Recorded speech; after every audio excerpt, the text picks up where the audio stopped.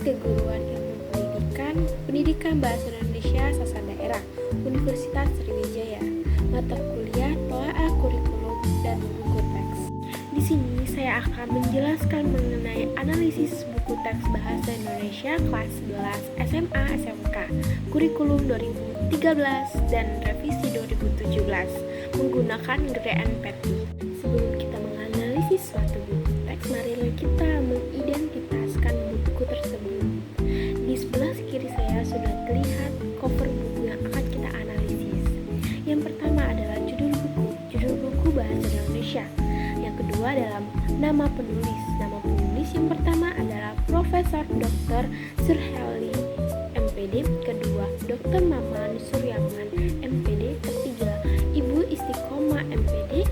Keempat, Bapak Aji Setiaji. Yang kedua, penelaah. Yang pertama, Dr. Dwi Purnanto MHum. Kedua, Dr. Liliana Mustastuti. Ketiga, Profesor Dr. Muhammad Rafiq. Keempat, Ibu Felicia Utoredewo. Yang ketiga adalah nama editor. Nama editor yang pertama adalah Bapak Yadi Mulyadi SS. Adapun penerbit adalah Pusat Kurikulum dan Pembukuan. Jumlah halaman 305 halaman. Tahun terbit 2013, edisi revisi 2017. Nah, kita masuk pada pembahasan teori. Teori yang saya ambil untuk menganalisis suatu buku yaitu teori GRANPETI. Teori GRANPETI terdiri dari 10 teori, tetapi hanya 5 saja yang saya ambil.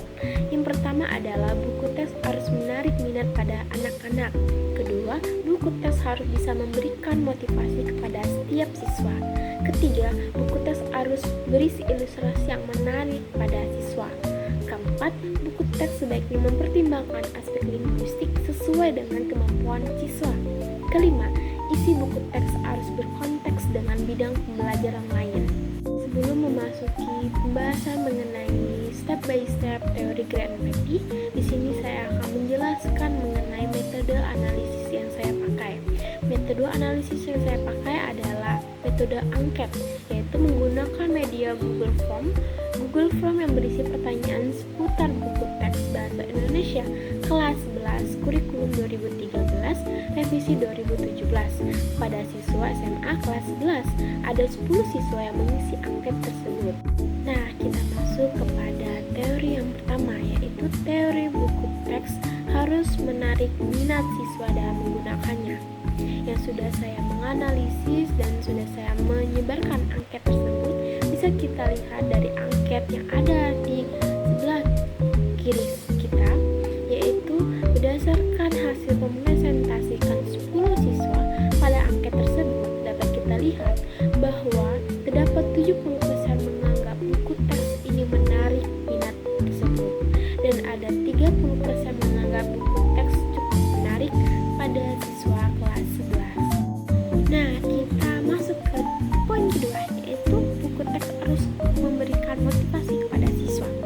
Di sebelah kanan saya sudah terlihat angket yang sudah saya sebarkan kepada siswa.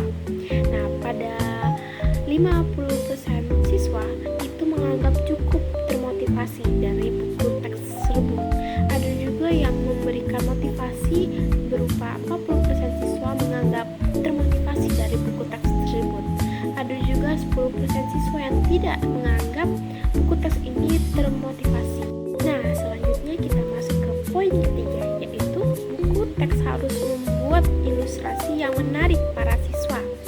Nah, pada angket yang sudah saya sebarkan, terdapat 60% siswa menganggap buku teks tersebut sangat memberikan ilustrasi yang menarik.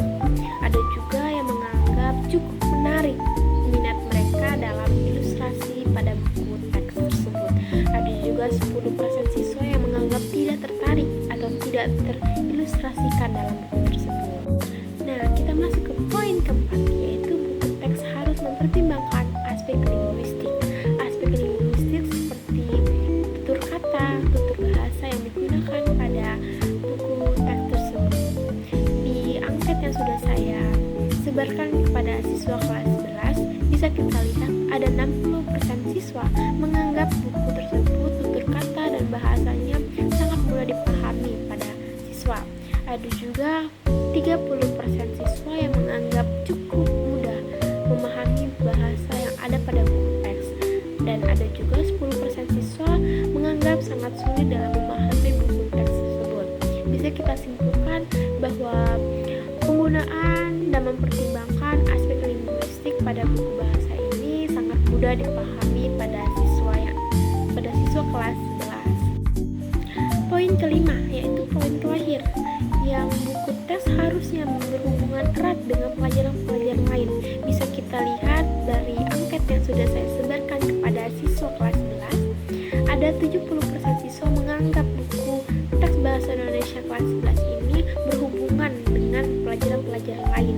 Ada juga siswa yang menganggap cukup berhubungan, yaitu 20% siswa menganggap cukup berhubungan dengan pelajaran-pelajaran lain.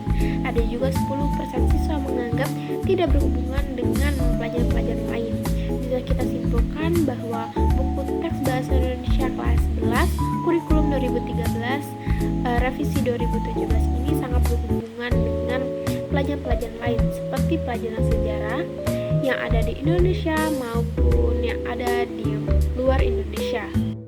Berdasarkan hasil analisis yang telah dilakukan seperti survei yang sudah dilakukan pada siswa kelas 11 yang menggunakan buku teks, dapat dikatakan bahwa buku bahasa Indonesia kelas 11 kurikulum 2013 revisi 2017 merupakan buku yang berkualitas, tetapi pada segi aspek linguistik dan motivasi agar diperbaiki lagi. Dari segi itu, untuk siswa tertarik dan minat dalam mempelajari buku tersebut, harapan penulis pada buku bahasa Indonesia harus menyajikan lebih banyak ilustrasi, motivasi, dan juga pembelajaran yang berhubungan dengan pembelajaran lain, bukan hanya di buku pembelajaran itu saja.